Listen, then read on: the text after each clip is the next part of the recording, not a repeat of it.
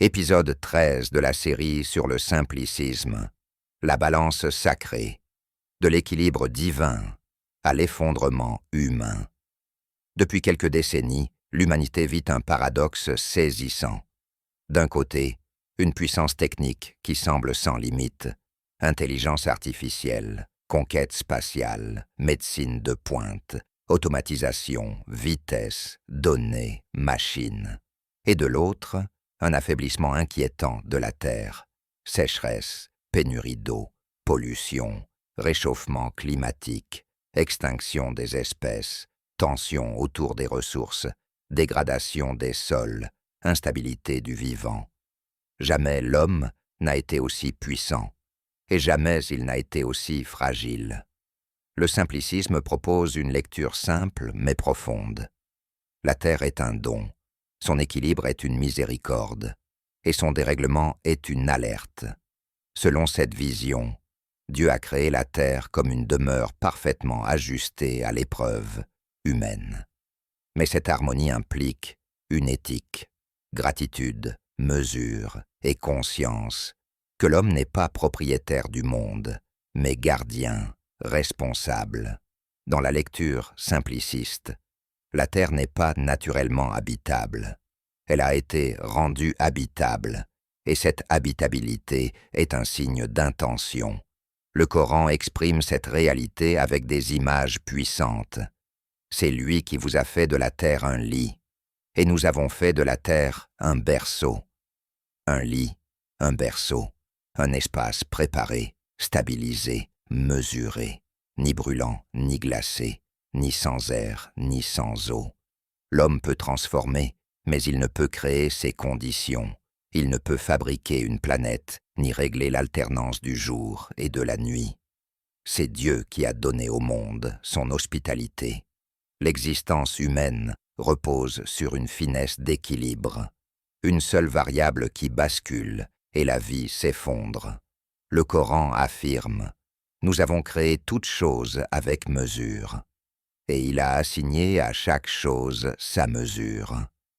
Pour rappeler à l'homme sa dépendance, le Coran le questionne.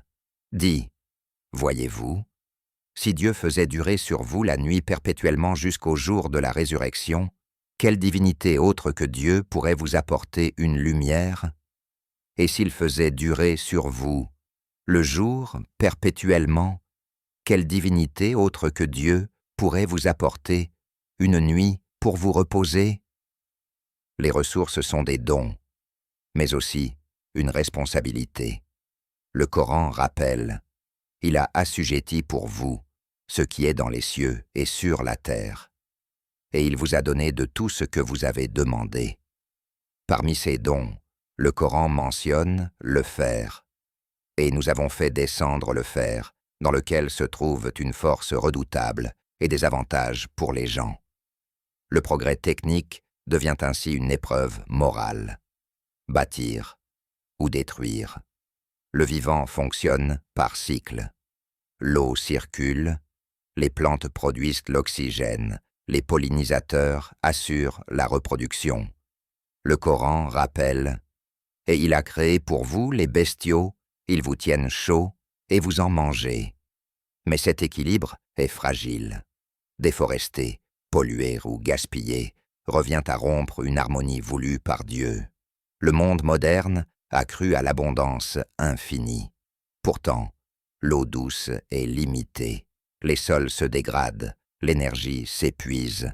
Le Coran rappelle « Et nous avons fait de l'eau toute chose vivante ». Il pose ensuite une question bouleversante. Dit « Que deviendriez-vous si votre eau s'enfonçait dans la terre ? Qui donc vous apporterait une eau de source ?» Le simplicisme ne rejette pas la science, mais il rappelle ses limites. Désaliniser l'eau coûte énormément d'énergie et détruit les mers. Régénérer un sol mort peut être impossible. Prévenir une catastrophe ne signifie pas l'empêcher. Le Coran affirme « Et ils ne cerneront de sa science que ce qu'il veut ». Le savoir humain reste fragmentaire. Lorsque surviennent séismes, pandémies ou sécheresses, l'humanité découvre sa vulnérabilité. Le cœur du diagnostic coranique se trouve ici. La corruption est apparue sur terre et sur mer à cause de ce que les mains des gens ont acquis. Selon la lecture simpliciste, le désordre écologique reflète un désordre moral. L'homme a idolâtré la consommation, le profit et la puissance, oubliant la gratitude et la mesure.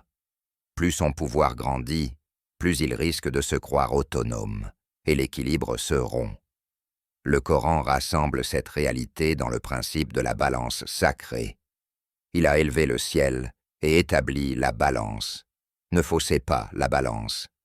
Cette balance représente l'harmonie générale, cycle naturel, proportion, justice sociale et équilibre moral.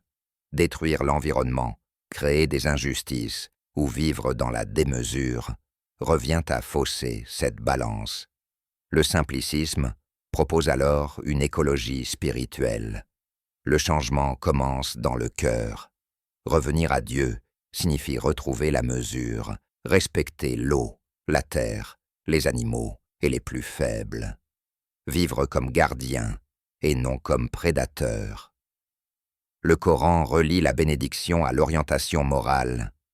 Si les gens des cités avaient cru et s'étaient prémunis, nous leur aurions certes ouvert les bénédictions du ciel et de la terre. La bénédiction signifie stabilité, suffisance et paix intérieure. Lorsque la foi disparaît, l'abondance matérielle peut subsister, mais la bénédiction s'éloigne. L'homme devient riche mais vide, puissant mais fragile. Le simplicisme conclut par une alternative simple. L'humanité peut revenir à la gratitude, à la justice et à la conscience du Créateur et préserver l'équilibre. Ou persister dans l'arrogance et la surconsommation et précipiter l'effondrement. Car la Terre n'est pas seulement un espace physique, elle est le théâtre de l'épreuve humaine. L'équilibre n'est pas seulement écologique, il est sacré. Dieu a établi la balance représentant l'équilibre et a confié à l'homme la responsabilité de ne pas fausser cette balance. Il a élevé le ciel et établi la balance. Ne faussez pas la balance. La crise du monde devient alors un rappel. La fragilité de la terre est un signe. Et le retour vers Dieu apparaît comme la voie vers la mesure, la paix et la cohérence.